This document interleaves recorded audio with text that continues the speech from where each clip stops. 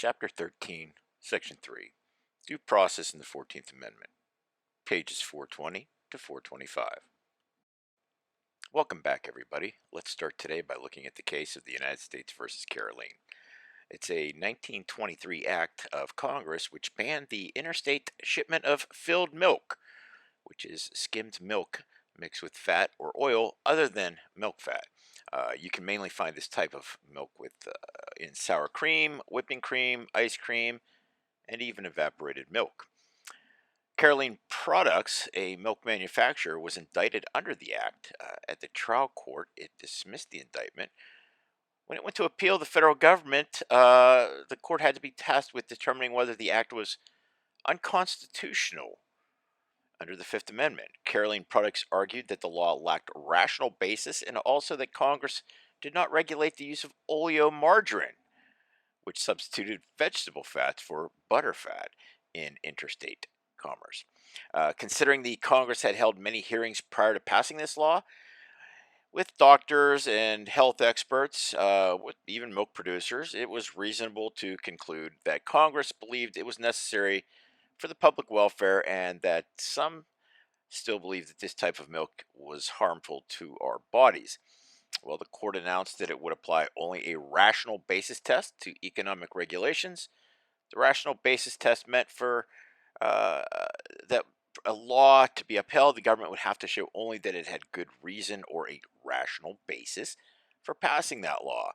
When the court is called upon to review a law, the rational basis test is the least strict standard it can apply. In this case, since there were hearings and medical professionals that testified to the harmful effects, it was determined to the courts as well as Congress that they had acted in good faith towards the people, and therefore, of course, Caroline lost. By the way, you can still purchase filled milk in the United States. Next time you're at Shop and Save, look for something called Milno, which is the other name for filled milk. Many states actually don't follow this ruling today because of the products that I mentioned. As we have mentioned before, the right to privacy is a contentious point from several angles. Consider yourself and your privacy from strangers, friends, teachers, and parents. What does that look like? I know we mentioned it before, but what is one form of privacy you like or keep to yourself? Now look at this through the eyes of your parents or guardian. What type of privacy do they want or desire? Then think of your teachers. What type of privacy do you think they want or need? We could go on, but I think you get the picture. And that takes us to 1879 when Connecticut passed a law that forbid contraceptive devices. It wasn't until 1965, in the case of Griswold versus Connecticut, that the Supreme Court rejected that law as unconstitutional. What do you think the reason Connecticut passed this law was originally?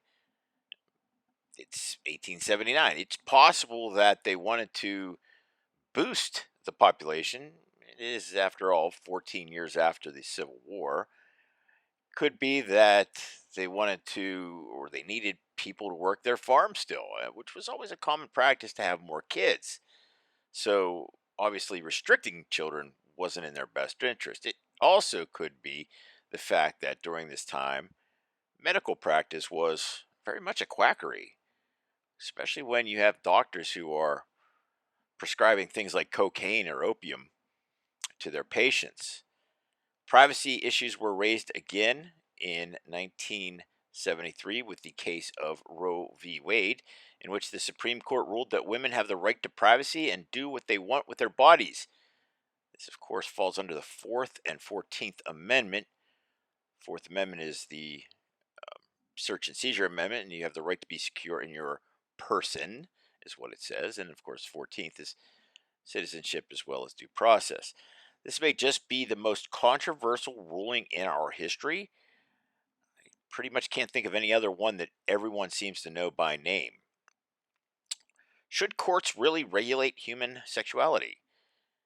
If in your mind you said no, then think of the current human trafficking that has taken place in the last decade. In fact, two of the major ringleaders of human trafficking came right from Mount Pleasant in the last few years. And then when we talk about things such as prostitution, which is the oldest profession or one of the oldest professions known to man. If we treat it as sinful, evil, or wrong, are we violating someone else's right? If we look at it as a profession, then what about the dangers to public health? Would that change your mind? These are questions the court has to answer on a regular basis. Last week, we mentioned the right to die, specifically the Terry Schiavo case. Another Supreme Court case that ruled on this issue came from Cruzan versus Missouri State Department of Public Health. In 1983, Nancy Beth Cruzan was involved in an automobile accident which left her in a persistent vegetative state. She was sustained for several weeks by artificial feedings through an implanted gastronomy tube. When Cruzan's parents attempted to terminate the life support system, state hospital officials refused to do so without court approval. The Missouri Supreme Court ruled in favor of the state's policy over Cruzan's right to refuse treatment. Did the Due Process Clause of the 14th Amendment permit Cruzan's parents to refuse life sustaining treatment on behalf of their daughter?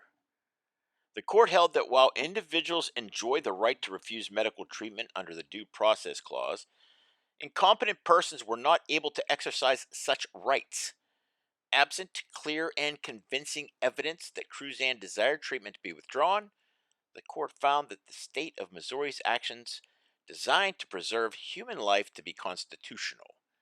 Because there was no guarantee family members would always act in the best interest of incompetent patients, and because erroneous decisions to withdraw the treatment were irreversible, the court upheld the state's heightened evidentiary requirements. After the court hearing or ruling, new evidence surfaced and was brought to the court's attention that Cruzan had indeed indicated to a friend that she never wanted to live like a vegetable. The court recognized her wishes and the feeding tube was pulled. But I want you to keep in mind that this was before text messaging or mass email. So the evidence had to be overwhelming for the court to decide this, since the Supreme Court was clear that the right to die is not in our best interest. We are now going to shift our focus from substantive due process to that of procedural due process. I mentioned last week that procedural is a process or a list to follow. Did this get done? Was that order followed? How was it done? That's how you should look at procedural due process.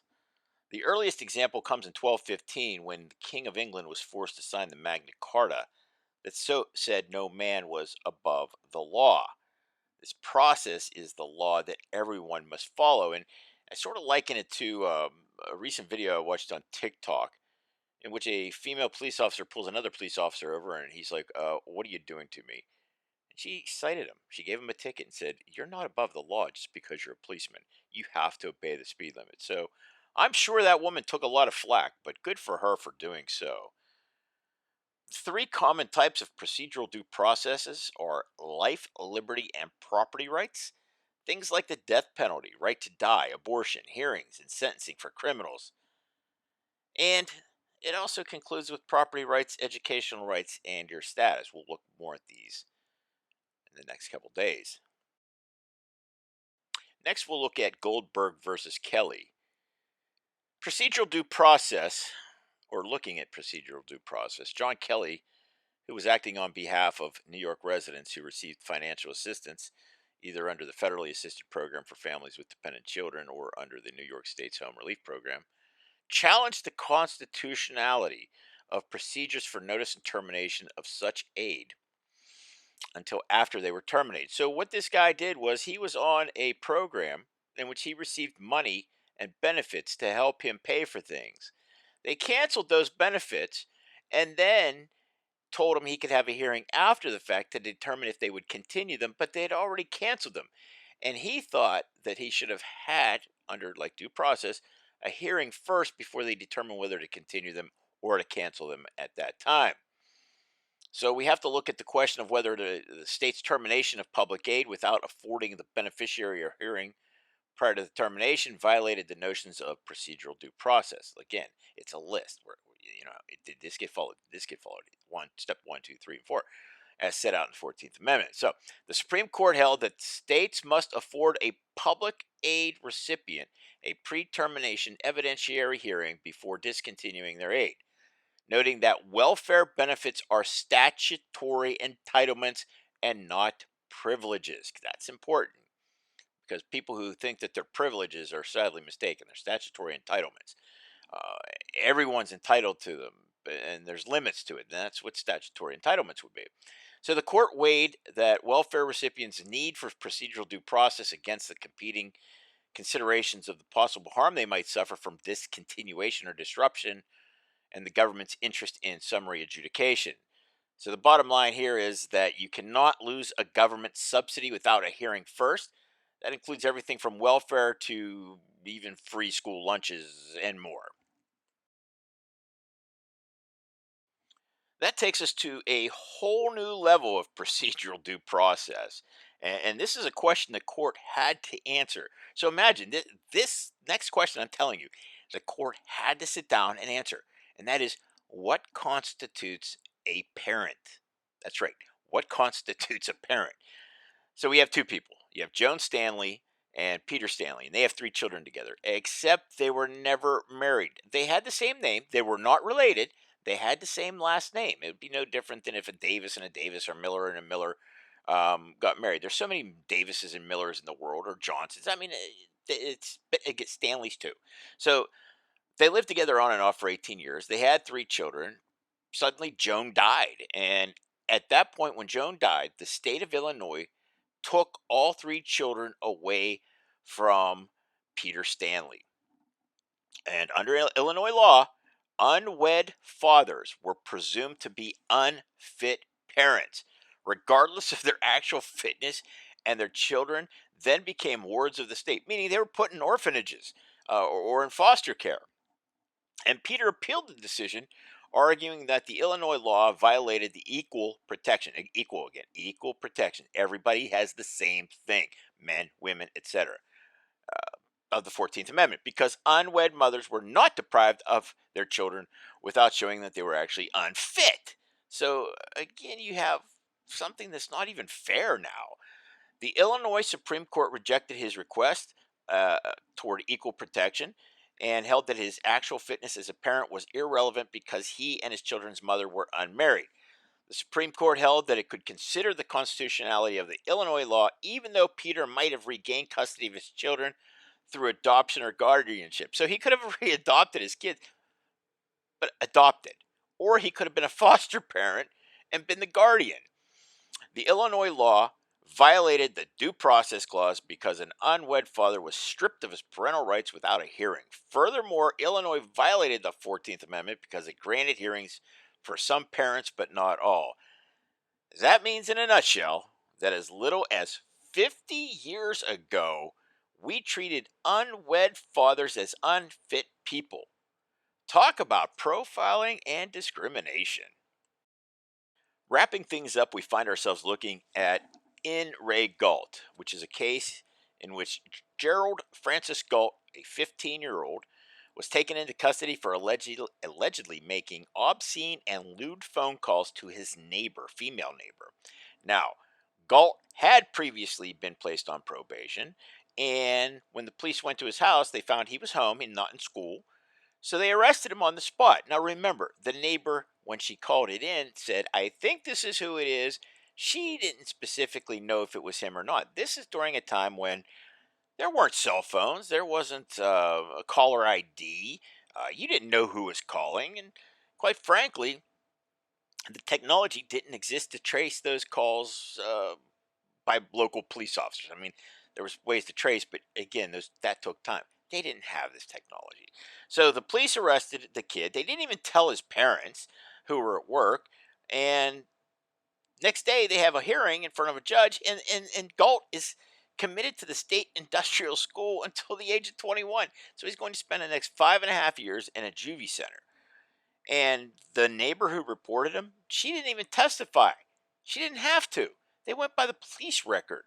He didn't even get a chance to have a lawyer, nor did he have a chance to cross-examine her to see why she felt it was him. This whole thing was just convoluted from the beginning. So that begs the question of, were the procedures used to commit Galt constitutionally legitimate under the Due Process Clause of the 14th Amendment? Well, The Supreme Court ruled that the proceedings of the juvenile court failed to comply with the Constitution. The court held that the proceedings for juveniles had to comply with requirements of the 14th Amendment. These requirements included adequate notice of charges, notification of both parents of the child, the the right to counsel, opportunity to confront, excuse me, cross-examination at the hearings, and safeguards against self-incrimination. Of course, the court found that none of that happened in Galt's case, so that now has to happen whenever kids get in trouble. And of course, after this ruling, almost every state had to rush out and change how they dealt with juveniles, and most opted to just revamp their juvenile court systems because of this case. Now, the only thing that you kids aren't entitled to, that an adult is you're not entitled to a jury trial unless you're charged as an adult.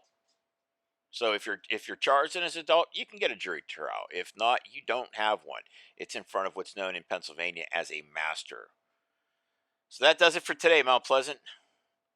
We'll wrap things up tomorrow. We'll have our test on. Oh, actually, no, we'll have a test tomorrow on Wednesday. Have a great day, Mount Pleasant.